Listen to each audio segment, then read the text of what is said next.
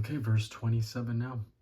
What does verse 27 say? If anyone speaks in a tongue, 2 or at most 3 should speak one at a time, and someone must interpret. This is good. Let's go over the exegesis so that you can see how it is formed. So we have eite. Many times eite can be translated either or. It could be translated whether or. Here it's not eite, and you don't find another eite. Here it is used as a first class condition. Eite. A, here it is, a, if anyone, these, here's the indefinite pronoun of these. We saw over here these right here, but with the acute, this little acute, this makes it an interrogation, an interrogative pronoun. But here, down here, we see that it's not with the acute, so it makes it indefinite. That's a big difference. The little acute, little accents will make a big difference in a word. If anyone, and then we have the present active indicative of la ley. If anyone speaks, here's anyone who has the gift. If anyone speaks, anyone that's about to fulfill the function of speaking in tongues, and Paul is about to provide the protocol for it. Every legitimate function has to follow protocol, strict protocol. You cannot be making an ass out of yourself and all this circus and trying to be in competition with another person who has the gift of tongues, and one is speaking tongues and the other one is trying to one-up you. No, there has to be strict protocol, and Paul's about to give this to us. Anyone who speaks tongue, lose, a tongue. If anyone speaks a tongue, now here he provides the condition. Kata plus the indeclinable numeral of 2, duo. Kata could be is translated according to 2 or, and then, yeah, but we're going to translate it on the basis of 2, duo, 2 people speaking tongues. We have the disjunctive conjunction here, and this disjunctive conjunction here, and this is or, on the basis of 2, or, and then we have here the superlative of polus, to, pleiston, and the neuter. We don't find this in the Bible much. In fact, we don't find it in the Koine Greek. This is Attic. The positive of pleiston is polus, which means much. Here it is, polus. The comparative is pleion.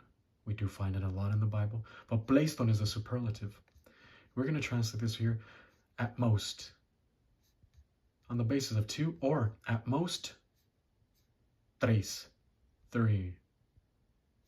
If anyone speaks a tongue on the basis of 2 or at most 3, here he's providing the condition. There's going to be the function of tongues at the church service, at the and the assembly, on the basis of 2 or 3. Do not try to join in and form these little groups. Just on the basis of 2 or 3. Here's the congregation. Here are the prophets, those who have the gift of prophet in the front. Here's all the idiotes, the rest of the congregation. Let's pretend it looks something like that.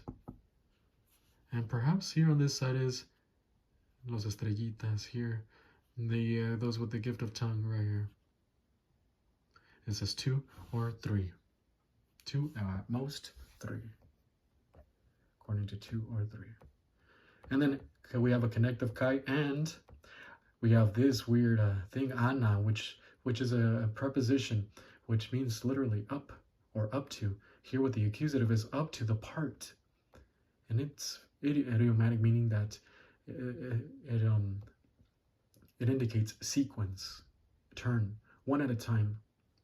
Each one do their part. On the basis of 2 or at most 3, and each taking their turn, I could say this, taking their turn. How did they translate in the NIV? They did much better than I did. And where are we? 1 at a time. Okay, I'll go along with that. 1 at a time.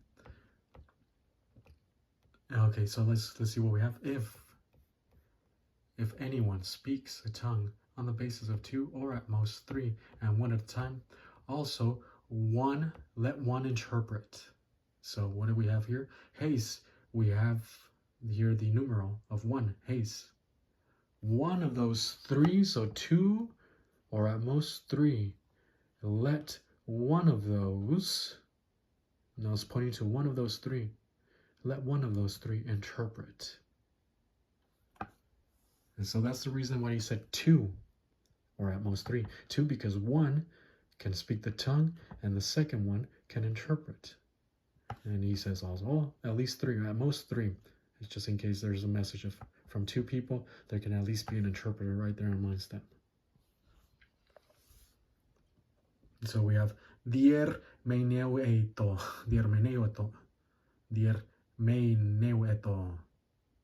And so this is a present active imperative of dier meneuo. And this is interpret. Present tense for the moment that they are assembled together at the church and the people speaking in tongues are functioning, are fulfilling that function. The active voice, the one with the gift of interpretation, produces the action of the verb, and the imperative, this is a command. There has to be an interpretation if someone's going to be speaking in tongues. Why? Because the rest of the congregation, the idiotes, those who are simple learners, they're not going to learn. The gift of tongues is the gospel message communicated in a foreign language to a Jewish unbeliever who might be present there, who's a visitor. And so say he's a Jewish unbeliever coming from Parthia, all of a sudden the Holy Spirit is going to communicate this information to the human spirit of the person. And all he's going to know is, oh, here comes a message. I do not understand what I'm saying, but I'm going to open my mouth right now and I'm going to let it out. Obviously, it has to be done in an orderly manner. They had to be given their turn. And so, boom, he would let it out, communicate it, and the Jewish unbelievers would understand it. But what about the rest of the congregation? They would not understand it. So therefore, this is where the interpreter comes in, so that he can communicate to the rest of the congregation, so that he can interpret to the rest of the congregation what this guy just said. And then we have the next verse right here. Verse 28. If there is no interpreter, now it provides the condition, gives the condition of them not having an interpreter, then the speaker should keep quiet in the church and speak to himself and to God. See? The necessity for an interpreter.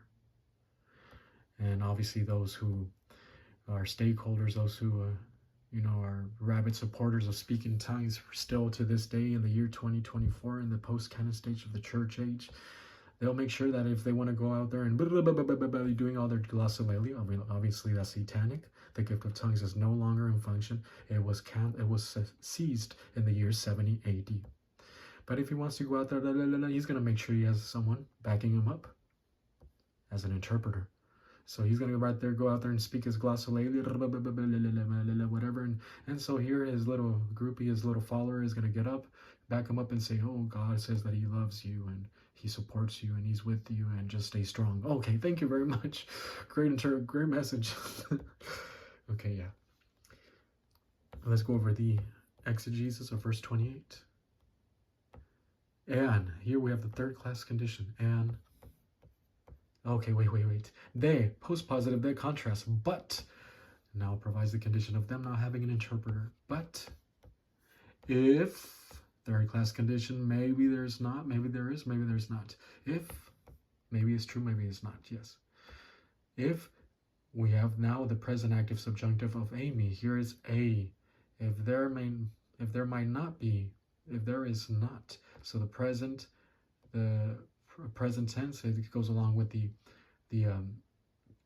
possibility that there might not be an interpreter present.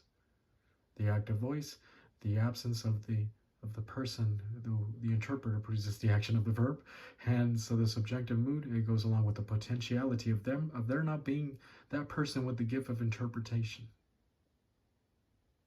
So we have the negative right here. If there is not if there is not an interpreter, how did we get in the NIV? 28, where are we? If there is no interpreter, okay.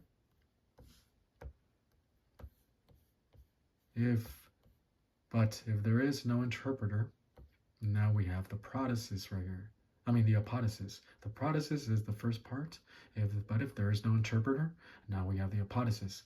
Let him shut up in the church. Sigato, sigato, sigato.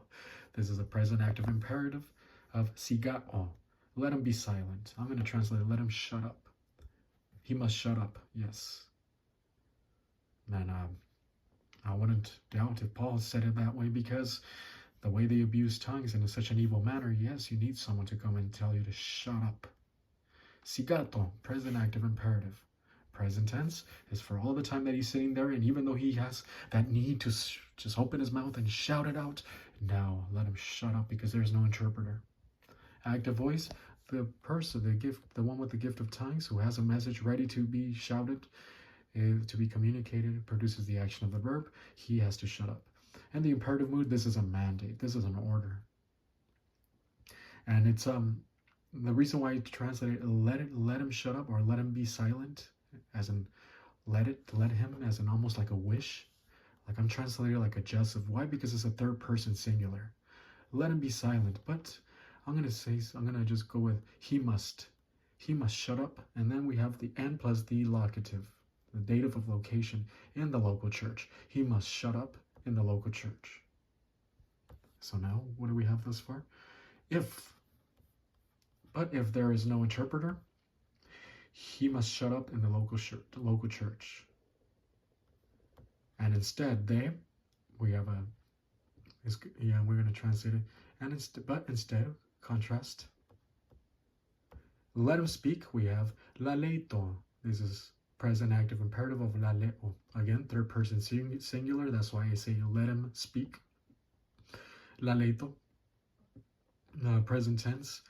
For the moment that he remains silent, what must he do with that message that he has inside of him? Let us speak it to himself and to God. The active voice, the person with the spiritual gift of tongues who has that message ready to be spoken, he produces the action of the verb of speaking it to himself and to God.